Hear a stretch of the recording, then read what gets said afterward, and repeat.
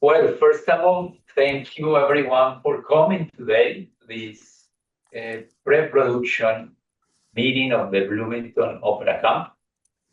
Thank you so much for the people joining us from different places. I know that for some, the schedules are a little crazy, but thank you. I want to start, first of all, giving you a little bit of context of what is this meeting for, why it's important for the field. Then we are going to present officially our operas, two operas, one Colombo, Mexico, Turkish opera, and the other is going to be United States and Chinese opera. No? Therefore, well, first of all, I want to start talking about one very simple concept, that art is everywhere. No? And to talk about that, I'm going to give you an example.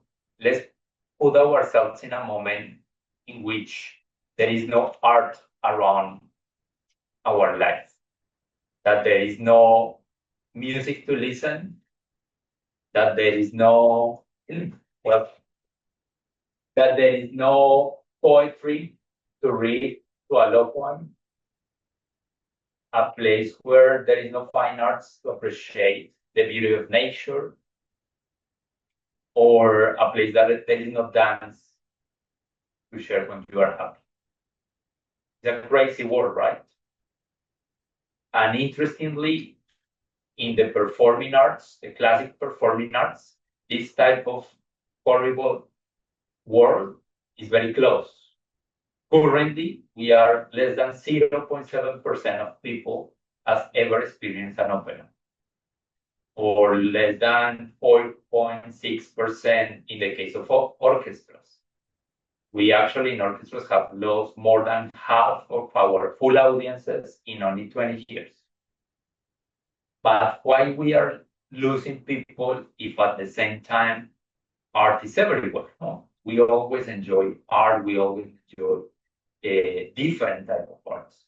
Well, it's about how we interact with the performing arts as a whole. And we are not developing the sustainable relationships between all the stakeholders. How to solve that is the problem. How to solve these crazy numbers? Well, that's the work that we have been doing with the Performing Arts Laboratory. And we are trying to understand how to do it. And the research shows that the unique way to solve that is being sure that communities are part either of the decision-making of the arts and also being part of the art. That's in general what the research shows. And there are many research around. And it's interesting because we have seen that the research is available, but it still, as a field, we are having the same problematics. And we are having the same kind of situations of always losing more audiences, or we're losing budget, or we're losing really quality performers and artists. Therefore, we also understand that just doing more research and creating more dissertations and more papers won't help the field, because our field doesn't get information in that way. Therefore, we decided to move towards transforming that research into production, services, and resources so everyone can access in an easier way. Today, we are talking only about one of the productions, that is the Opera Camp specifically. The Opera Camp is that experience in which professionals, students, and communities, we all produce and perform an opera side by side. We all become artists. During 2 weeks, we produce a full opera, understanding that we have a voice, that we can use a voice, we develop our voice. We start collaborating with others, and in that way, we have a space to actually broadcast who we are. It's a multilingual experience, different languages. In this year, for instance, it's going to be Spanish, English, and Música. It's a multi-generational. There is people from 7 years and sometimes up to 70 years old. And there is also multicultural. Based on the opera that we do, we touch about different cultures. And during that process, we also have the pre-production meetings. That is the one that we are doing here. That is giving the decision governance power to communities. All of us are going to define which is going to be the opera of next year, the 2027. But also this meeting is very, very important and very unique because it's the first time that we are not only talking about possibilities, we are actually showing that this is possible. We did this meeting in 2025, and with the communities, we defined which type of opera we wanted for this year. And actually today we are going to present the opera that we created for this year. Therefore, what we talked about last year in terms of which opera we want.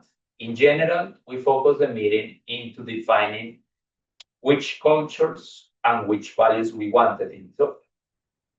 The community was clear. First of all, in terms of cultures, we wanted to have cultures that are not usually represented in the main stage. Second, we wanted to have a different mix of cultures, not only one, but actually understand the differences of others. And we wanted to have some kind of Latin American flavor behind. That was what the communities wanted as a culture.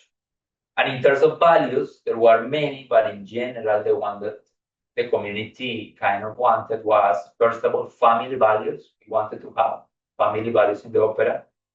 We wanted to have collaborative values in the opera. And we wanted to be sure that different type of thinking within the same opera could be possible. Now, how to transform cultures and values and these ideas into real opera and real things that we can produce and everyone can enjoy. Well, that's the work that we started since we ended this first meeting. And in that case, Deniz Emir started to work in the plot, because to create the opera, the first step is create a plot. Therefore, Deniz is going to talk us more in depth how this plot works, but I want to present her because she is one of the co-creators of the opera. Deniz Emir is a PhD student at Indiana University, studying comparative and international education. She came to the US as a Fulbright scholar in 2023. Her research focuses on embodied creativity, literature education, and critical pedagogy. She also is a dancer and studies ballet at Jacobs Music. Therefore, the room is yours. Tell us, how was the plot for you? How you created the plot? Thank you for the introduction. For creation of the plot, I will be really quick. First of all, before the plot, I want to thank all of the artists here in Zoom you are seeing. This opera wouldn't be possible to be staged without them, without their mind, without their artistry, creativity. They are so amazing. They are so valuable. In this creation of this plot, as Diego said, started at 2023 when we 23, no, 25. No, the idea you said. We start to talk about like what we need to focus on in the next production, which kind of values, cultures we want to see in the stage. So after that, I visited Colombia to see Diego, and then we went to the Gold Museum in Bogota, in the center of Bogota. And I was really impressed by that culture, and I realized how little I knew about the world so far. And I started to read more. a lot on Latin American culture history because I had a Colombian fiance also. And then one time I said, what about writing this opera on El Dorado? Because it's really important. El Dorado is everywhere in Colombia. So, and this story is really interesting. And I started to read about El Dorado and share with Diego. And we started with a creative process. We made creativity a part of our life while we are drinking coffee, sitting, walking. We created the characters, the story, the messages, and we imagined this story on the stage as an opera.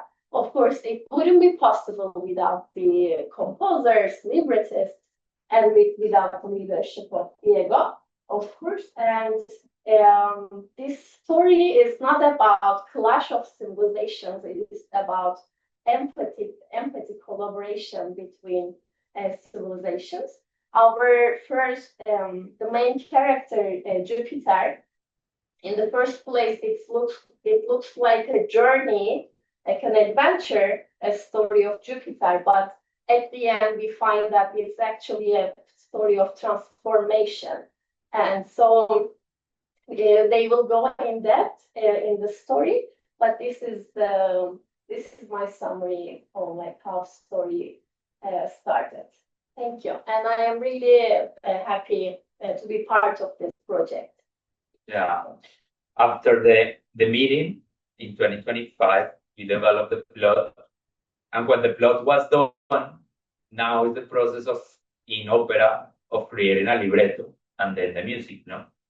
And for libretto and music, we wanted to be sure that because the request of communities was different type of cultures around and different interactions, we launched a global call for composers and librettists.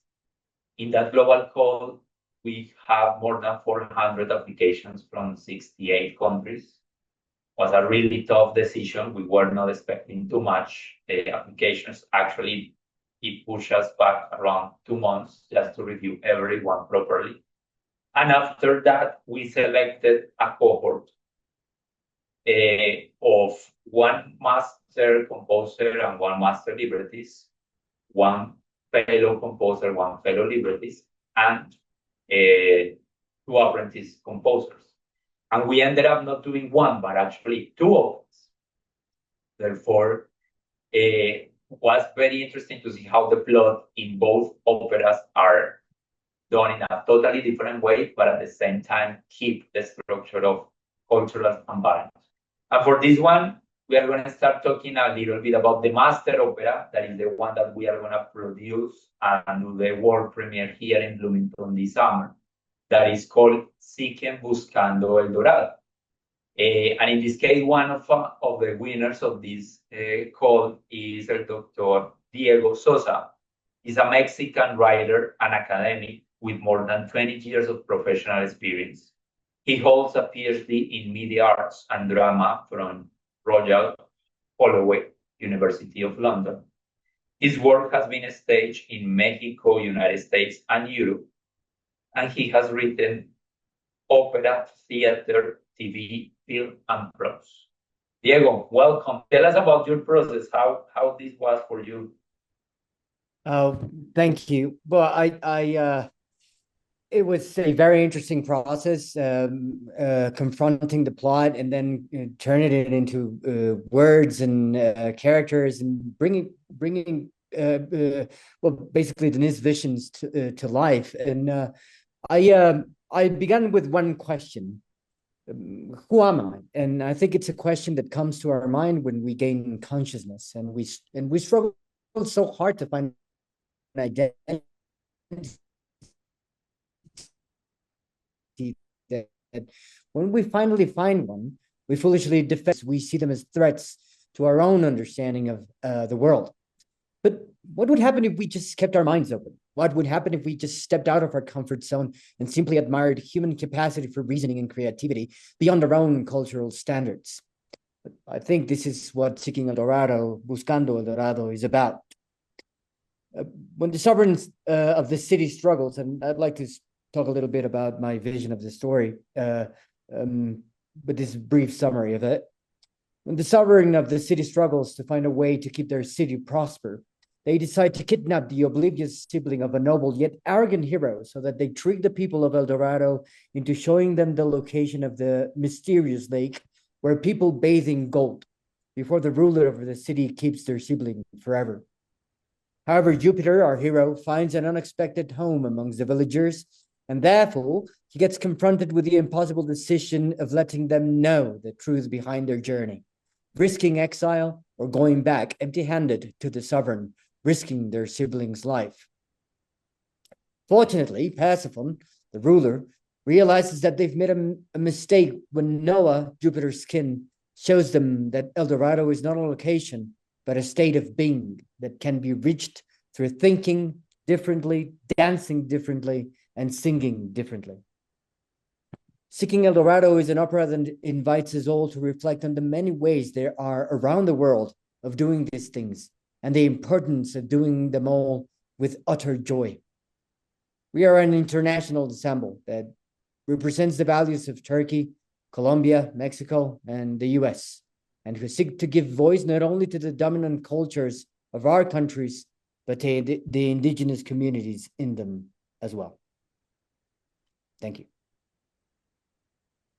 Thank you, Tocayo. Yeah, one of the main elements that Diego was able to really get very strong was cultures collaboration. That is, one culture is not more important than the other, no matter who is telling the story, and how to broadcast that in the libretto has been worked a lot, and Diego was able to get that into every single character and understanding that it's not that indigenous is better or European is better or United States is better or whatever type of culture dominance. It's actually, we all are important, it's just we are different. And being different is actually amazing. And this is something that we see in the libretto.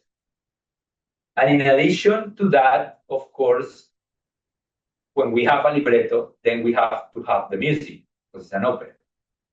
Therefore, for that, here we, as part of the winners, more than 400 people around, Raul, Esteban, Ardila-Pineda was selected as the master composer for this opera. He's a Colombian composer, arranger, and trumpeter. He holds a bachelor's degree in composition with distinction 2021, and a master in music of Latin America and the Caribbean 2026 from the Universidad de Antioquia. His work, partly published by Cayambi's Music Press, has received multiple national and international awards. His musical languages bridges contemporary, writing, and popular Latin American tradition. He was the perfect one for this type of opera. Tell us, Raul, how was this for you? How you made this libretto into music?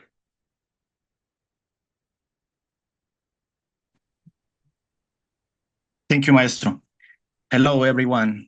The music of Buscando El Dorado, Seeking El Dorado, is exactly that, a search. It is also a very personal search for me with questions about identity. Who am I? As Dr. Diego Sosa said a moment ago, what is the right or true way to write the music for this opera? And most importantly, is there really a right or true way?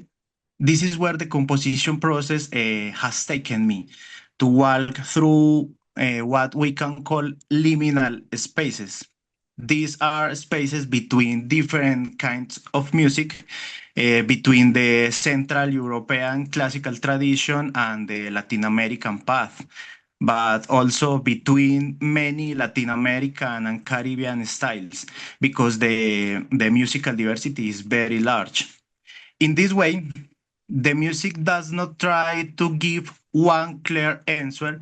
Instead, it invites us to walk through these places, these paths between different ways of understanding and making music.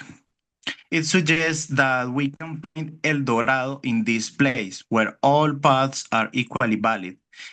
Musically, the opera includes different Latin American traditions, such as the huayno from the Andes, the Colombian bambuco, and the Cuban guajira. This is the journey that the opera invites us to take, to find El Dorado through all these musical paths. Thank you.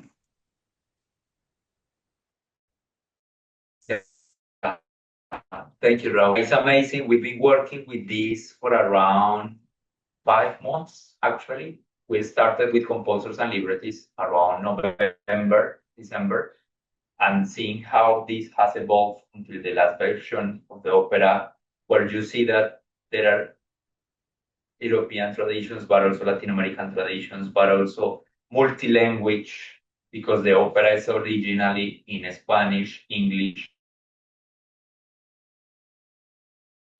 in Colombia. Is just amazing. And seeing all of this interaction of how we actually can prove with an opera that all cultures are important, and there is not about someone is more relevant than the other. We all collaborate with that, and we can make an opera around that. Is part of what we wanted at the end. The community wanted multicultural. The community wanted family values. Noah and Jupiter are siblings, and all of this happens precisely to get to be together. In addition, the beginning of the opera starts with talking with widows and how the widows of the place are not being paid properly, and how this type of family taking advantage of family members in a way is bad in this case, and how this evolved up to the end, in which the full opera shows if we all collaborate, we all reach El Dorado, and we all are really good. Therefore, thank you so much for that, Raul. Now, the very interesting part for us that when we were doing the plot was also seeing that this opera can be done twice. We not only did the Buscando El Dorado, Seeking El Dorado, we also did another, the Virtuoso Night. And this second opera is based on the same plot, but it's a totally different opera. And that was made by different librettists and 3 composers. It's very unique because in this case, 3 composers are writing. For this, our librettist is also a singer, is currently doing a performance of an opera. He couldn't come to this meeting, but he sent some of the words about his opera. My libretto for the Night of El Dorado is a fantasy that speaks to our modern questions of art's place in society. The opera explores 2 communities whose answer to the questions could not be more different. One whose empire views art only as something monetizable to be mass-produced, and one whose village celebrates art as a collaboration that anyone can be part of. This opera is an adaptation of Deniz and Diego original plot, and is a sister of Seeking Buscando El Dorado.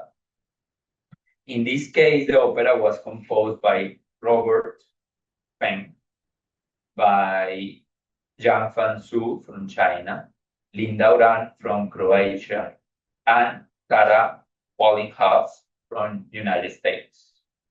The mission of each of these composers' writer styles creates a bold synthesis while still highlighting the individual voices. Together, we have created a truly unique spin of El Dorado legend in both its music and its words. These are Robert words. Here we have one of the composers, Sarah. And Sarah has been also working in the full final edition of the second opera, therefore she knows very well how all of the opera works. Sarah Wallinghouse is an award-winning composer celebrated for her innovative chamber and orchestra works. Winner of the American Prize, she has earned praise from critics for her distinctive voice, imaginative sounds of words, and dramatic cinematic energy. Her music, performed internationally, blends intellectual rigor with expressive storytelling, captivated audiences and performers alike. Hi, Sarah, how are you? Great to see you. Hi, I'm good. Thanks for having me here.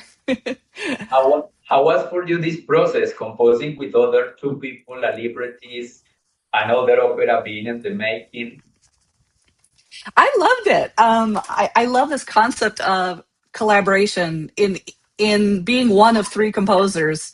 One of the things I enjoyed most was finding ways for my writing to be in dialogue with the musical ideas that my colleagues created. I loved that we each got to write different leitmotifs and then write the pieces of each other's leitmotif, involving each other's leitmotifs. So we got to share that way and really start blending our voices together into a real collaboration. For example, ended up being assigned a lot of the villager-centric music, and I based a lot of my ideas off of Yang Feng's leitmotifs, which were very, parallel fifth, nature-centered, and so I really enjoyed matching that sort of aesthetic of the village being close to nature and collaboration and finding art all around them. And I liked matching that with the musical aesthetics of sort of Eastern ideas and musical sensibilities. Also, I mean, getting to see the entire thing all on my computer at once is really, really nice. I was able to do one song in between two of Linda's. So I was able to really see, okay, so she ended here and she's going to begin here. What's a nice way I can connect the two and sort of create bookends that way within her structure for that scene. Likewise, one of my favorite moments is getting to write the villain song. I love villains. So getting to have that, and then also having elements that will later come back toward the end of the opera from that beginning, really kind of highlighting Jupiter's trauma and the reason he's in this mess to begin with and how he causes trouble for himself later down the road and might lose everything. So having those musical themes connect in that way is really exciting. So just in general, being able to see the whole thing come together all in one glorious opera is very exciting. Yeah, that's really, really amazing for us when we were redoing the two operas are very different, even that are based on the same plot. We are going to produce and world premiere Buscando, El Dorado, the first one, by the Bloomington Opera Camp. And immediately we do it, is going to 4 different countries and does a tour. The second one is going to be part of the CommunityOperaScores catalog and is ready. It's going to be also available for rental for different places. But something that was very, very unique also about the second one is about talking about artificial intelligence in arts making. Something that is underneath and the Robert decided to put is that concept of who does art and what art is for. Is not only just to have the piece of art, it's the full process that make us not only understand, but actually benefit from art. That is precisely what is connected with the Bloomington Opera Camp. That is doing art, by experiencing art, is that we can actually benefit from it, not just being passive audience, let's say. We can be all partners. Okay, this was the official presentation of our operas for this year.